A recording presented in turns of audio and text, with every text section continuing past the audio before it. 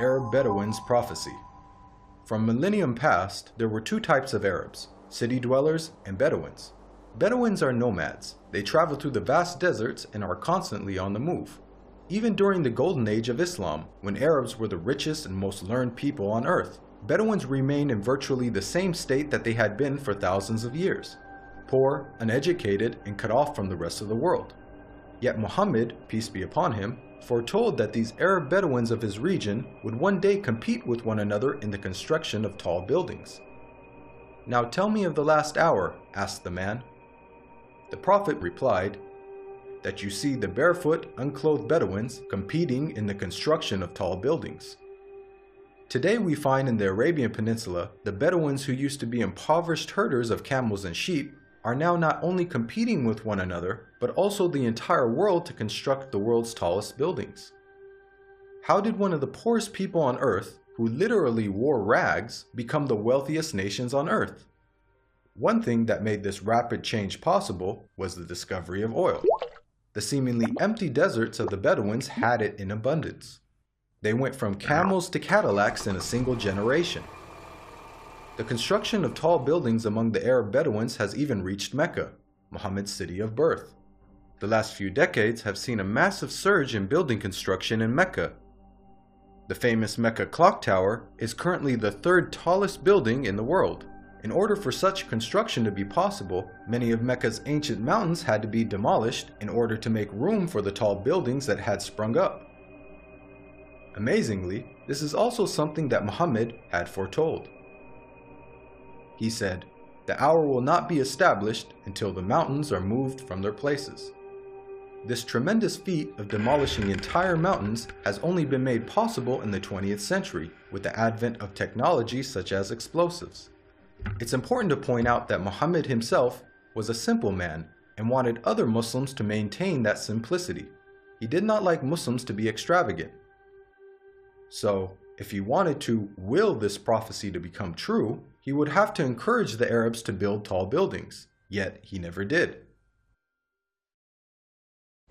Spread of sexual immorality and disease.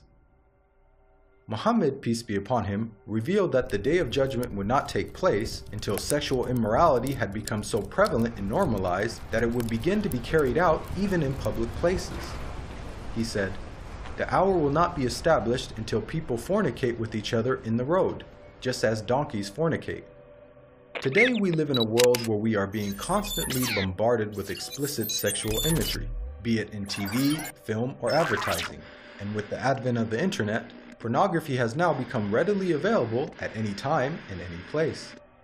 In fact, we are finding more and more stories in the news of people being arrested for having sex in public. And an interesting side note is that the Prophet Muhammad, peace be upon him, described what will be the consequences of such widespread sexual immorality. He said, "Never does sexual perversion become widespread and publicly known in certain people without them being overtaken by disease that never happened to their ancestors who came before them." The increase of sexual immorality has seen the emergence of previously unheard of diseases such as AIDS, just as the Prophet Muhammad had forewarned. A world steeped in interest.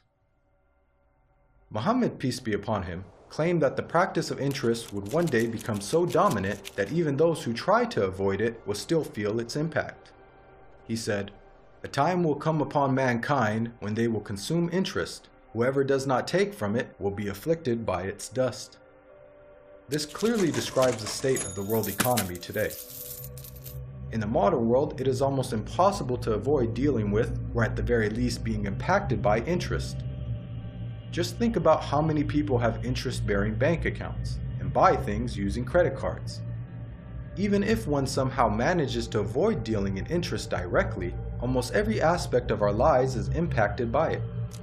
Central banks influence the purchasing power of our money, and virtually every country in the world, even those considered to be wealthy, are drowning in interest-based debt. The financial system even suffered a global collapse in 2008, a disaster which had plunged the world into economic turmoil, the consequences of which will be felt for generations to come. What makes this prediction amazing is that the financial state of the world over the last century is unique in history. At the time of Muhammad, Finance was based on commodities with intrinsic value, such as gold and silver coins. Gold and silver have been used as the most common form of currency throughout history. The use of paper money with no intrinsic value, along with the massive debt and interest that it has resulted in, is a phenomenon of modern finance, and not something that could have been easily guessed by Muhammad over 1400 years ago. The defeat of Rome and the conquest of Persia. During the Battle of the Trench, where Muhammad, peace be upon him, and his followers were under siege by their enemies, being outnumbered 3-1 and staring in the face of certain defeat, the Prophet made some bold predictions. He said, "God is most great. I have been given the keys of Syria. By God, I can see its red palaces at the moment. God is most great. I have been given Persia. God is most great. I have been given the keys of Yemen." At that moment, Muhammad had made the astonishing claim that the Muslims would not only take the lands of Yemen and Syria, much of which was under the occupation of the Roman Empire, but that they would also defeat the mighty Persian Empire. Historically, Muhammad's companions saw this prophecy fulfilled before their very eyes, as they went on to defeat the Romans and conquer Persia. What are the odds that the Muslims, who lacked economic and military strength, could topple the superpowers of the world in such a short span of time? The astonishing way that the Muslims defeated the superpowers captured the world by surprise. As historian Barnaby Rogerson explains, you have to remember that the two great superpowers were the Byzantine Empire, i.e. the Eastern Roman Empire, and Sassanid Persia. They were the dominant superpowers. If you're putting it in a modern parlance, it's a bit like the Eskimos taking on the United States of America and Russia. No rational person would have ever conceived of such a possibility. This sentiment is echoed by historians who cannot explain how Islam became such a dominant force so quickly. Professor of Byzantine Studies, Andrew Louth, wrote, "The speed with which the eastern provinces of the Byzantine Empire succumbed to the Arabs remains to be explained by historians." Prevalence of writing. Many of us take for granted the ability to read and write, and the abundance of books that are available in the modern age. However, for the people of the past, illiteracy was the norm, and books were very scarce. Muhammad, peace be upon him, was born into a society in which very few people could read or write. It is estimated that the number of people who were literate in his locality of Western Saudi Arabia did not exceed 17. Muhammad himself could not read or write. Against this backdrop, the Prophet Muhammad made the prediction that writing will one day become widespread among mankind. He said, "Ahead of the hour, the pen will prevail." The Arabic word used for pen here is qalam, which also carries the wider meaning of writing. This perfectly describes our world today, in which it is the norm for people to read and write, and there is an abundance of books, newspapers, and magazines. This has only been made possible thanks to 15th century technological advances, such as printing that took place over 800 years after Muhammad's prophecy. And with the advent of the internet, writing is spreading even more. Anybody with a computer or smartphone now has access to millions of books with just the click of a finger. It's quite powerful that Muhammad, who could neither read nor write, prophesied the spread of reading and writing. The greening of Arabia's deserts. The Prophet Muhammad, peace be upon him, made a bold prediction about the future state of Arabia. He said, "The hour will not begin until the land of the Arabs once again become meadows and rivers." This narration anticipated the greening of Arabia's extensive dry desert environment. As recently as 1986, there was little to no farming in the region. However, over the last 30 years, these deserts have been transformed to grow grains, fruits, and vegetables, thanks to techniques such as center pivot irrigation. This is a process that pumps water to the surface from deep underground reserves, some of which date back to the last ice age 20,000 years ago. Now put yourself in the position of a person living in 7th century Arabia. This region hosts some of the most extensive sand and gravel deserts in the world, with very little rainfall. Could anyone inhabiting such a harsh environment ever rationally conceive of the possibility that one day there would be a plentiful supply of water and abundant crops? This prophecy also makes a claim about the ancient past. Note the words of Muhammad, "The lands of the Arabs once again become meadows and rivers." By saying once again, he is implying that at one stage in their history, the deserts were lush with vegetation and life, and that they will be returning to this former state. Geologists now know that the Arabian Peninsula was, indeed, once filled with meadows and rivers in ancient times.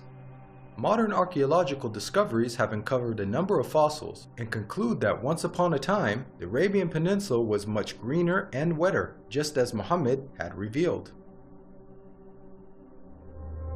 The rapid spread of Islam and the decline of the Muslims.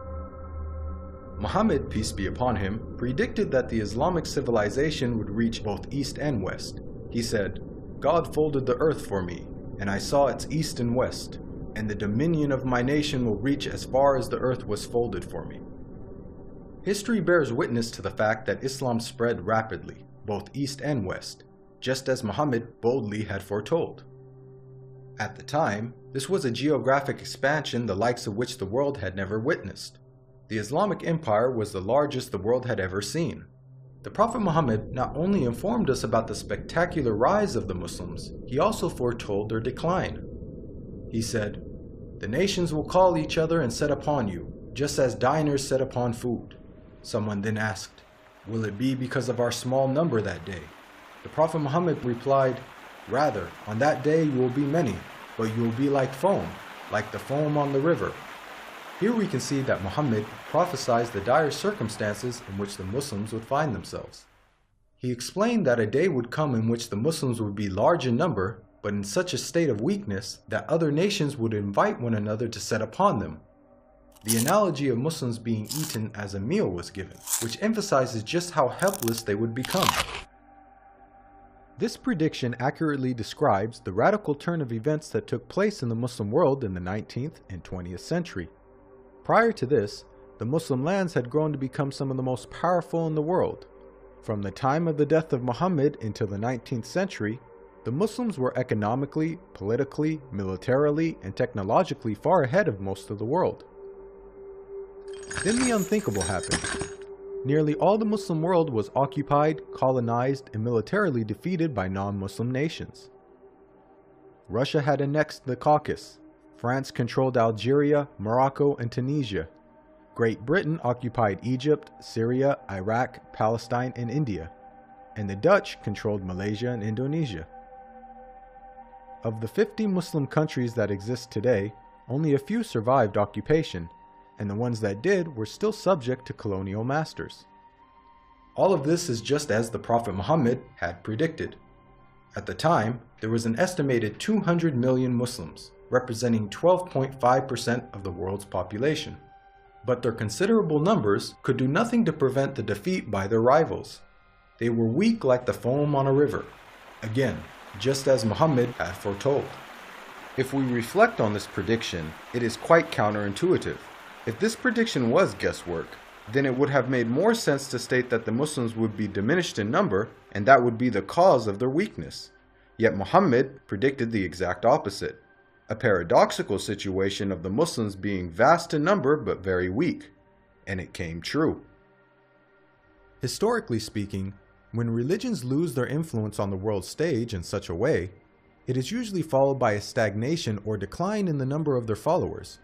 Yet Muhammad foretold the exact opposite with regards to the religion of Islam. He said that it would continue to grow in terms of the number of followers, to the extent that it would eventually enter every household.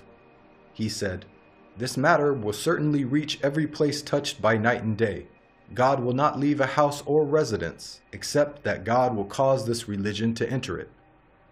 Today we are witnessing this prophecy unfold before our very eyes. Islam is currently the fastest growing religion in the world, with nearly 1 in 4 people on earth being a Muslim, and is forecasted to be the world's largest religion by the year 2070. This is despite Islam being constantly attacked by the media, the colonization of Muslim lands, and the many wars that have been waged in the Muslim world.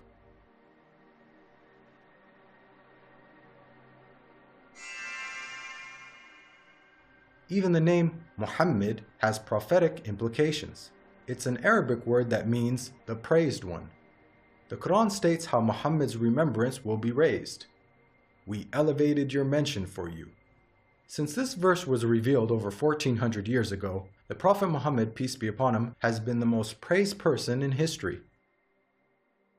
Today, not a second goes by without a minaret somewhere in the world publicly proclaiming the time for prayer and saying, أشهد أن محمدًا رسول الله.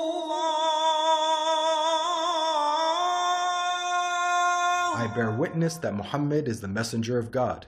أشهد أن محمدًا رسول الله.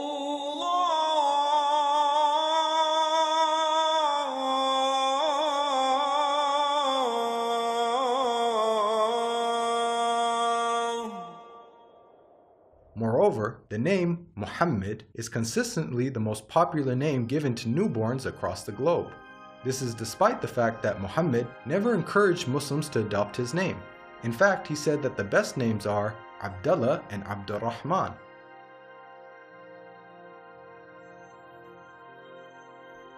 Now, we've analyzed a number of the Prophet Muhammad's prophecies, which were made over 1400 years ago, and have seen how he has accurately foretold many things. Purely from the standpoint of basic probability, for someone to accurately guess about such future events, which spanned across multiple nations in different time periods, many of which were outside the sphere of Muslim influence, to give so many predictions without making a single mistake is utterly impossible. Today, millions of people believe in false prophets and follow false systems for guidance in life. As human beings, we're willing to follow false prophets, man-made systems, and baseless superstitions, but why don't we accept the real guidance when it comes from God? God empowered the Prophet Muhammad with accurate prophecies as a way for us to distinguish the true prophets from the false. Truth has now arrived, and falsehood perished, for falsehood is, by its nature, bound to perish. This video is based on the book, The Forbidden Prophecies. To learn more about the evidences for Muhammad's prophethood, please download your free copy of the book at the link below.